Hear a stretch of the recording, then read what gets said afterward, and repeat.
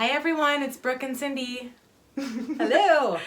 We're here. Today we're going to talk about sleep. So we're going to cover, there's a lot to cover with sleep, but what we're going to do today is mainly focus on the sleep environment tips just to make your bedroom a little bit more serene for your best sleep ever. No better thing than having a tranquil bedroom. Yeah. So before we get started, we want to talk about 3 quick tips on the front end because we could talk about sleep all day. We know that most of us are not sleeping well. And so 3 tips is consistent routine, ideally between the hours of 10 p.m. to 8 a.m. We really want to get to bed before midnight for a variety of reasons. That's when the repair happens the best in your physical body. Mm-hmm. Number 2 is completing your exercise prior to 6 p.m. So exercise, we all exercise, at different parts of the day. However, for your best sleep, we want to keep that prior to 6 p.m. So if you're an early morning wake up person, fine, or afternoon, fine. But anytime to benefit your sleep, we want to have it finished by 6 p.m. And actually getting outside and getting that Yes. sunshine to your eyes during the day helps with sleep. Mm-hmm. So before 6. And last and not least is finish eating your last meal no later than 3 hours before you're going to bed. Mm-hmm. So that means no chocolate, no wine. Nothing. Finish your meal. If you're going to bed at 9:30 or 10 p.m., your meal needs to be finished, your last bite, by 7 p.m. and nothing after.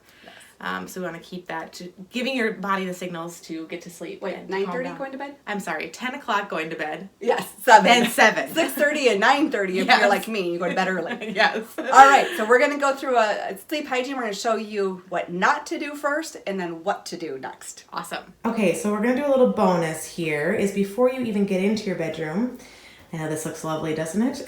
We are going to start with a relaxing routine. So we're looking here at obviously a bathtub and a book that you can read in there. There is some tea, some bedtime tea that's also next to some melatonin and some lavender oil and some Epsom salt that are all really great. The Epsom salt gives your body a little magnesium to help calm your body as well. So this is a great place to start even before crawling into bed.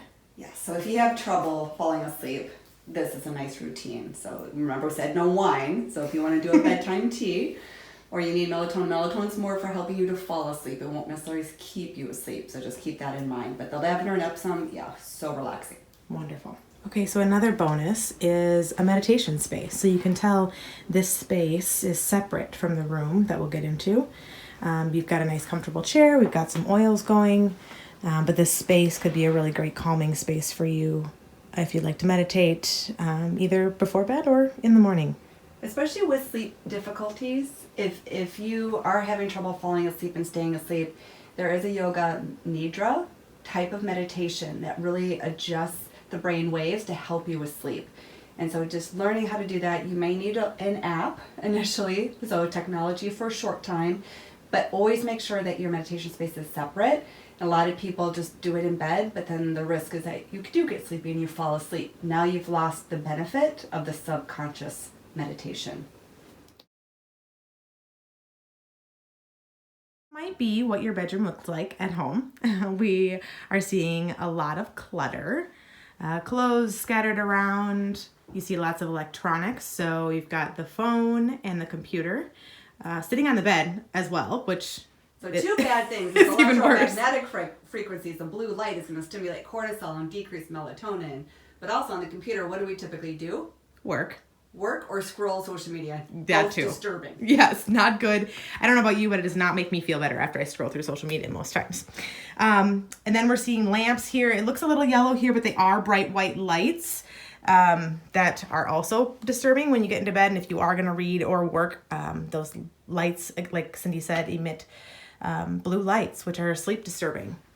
We're also seeing over here in the window, there's plenty of daylight coming in, which is great during the day, but not so great for your sleep at night. Not at night, right. So if you have the shutters or the blinds that are filtering light in, that again can disrupt your sleep rhythms because of that circadian disruption with increasing your cortisol and decreasing your melatonin. All right, we're going to move on to the improved sleep. Okay, now we're walking into the bedroom, and I will tell you, it is like 2 p.m. in the afternoon, and I just want to take a nap. It's so calming in here. This is the same room, by the way. Same time of day, same room. Yes. But it is much more calmer in here, and a lot of it comes from the room darkening shades. So we've got all the sunlight being blocked from coming in, which is wonderful.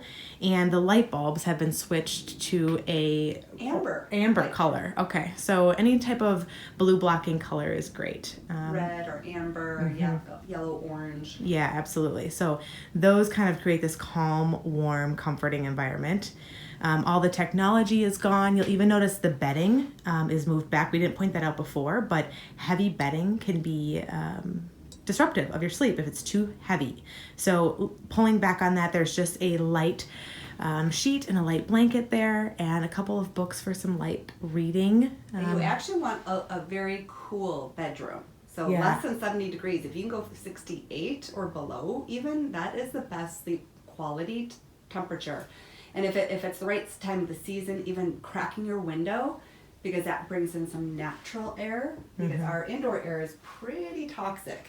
So always trying to keep a little bit of a crack in your window as well. Awesome. And, temperature does make a big difference. So again, I want to also highlight the reading that I did mention. The technology is gone. They are replaced with some books, and you'll also see an eye mask and some earplugs there. That's not a bra. No, it is an eye mask. And the point being is that sometimes we have spouses who prefer different things. So that is really great if you are in a place where you guys disagree, or you have a spouse that snores or does anything like that. Those things can come in really handy. That's a gratitude journal too. So if you're needing a little bit more gratitude, ending your day on a positive note, just jotting 3 things down that you're grateful for. Also the alarm clock, if you look over that is an alarm clock. Zio is a company that's no longer in business, but you can actually shut off that light. So it's completely dark. And it basically wakes you up by slowly increasing the light, and then also having a really nice soothing song versus a loud beep. So it really is nice. Nobody likes that sound anyways. I know. Also, what about the white noise? Oh my gosh, yes. So there's We're a little bit of white noise. There's a little bit of a fan over there, which is great for white noise, just to drown out any other small noises that you may hear, whether they're kids coming home at night or dogs or anything like that. That is great for drowning all of that noise out. Are we forgetting anything? No, happy sleeping.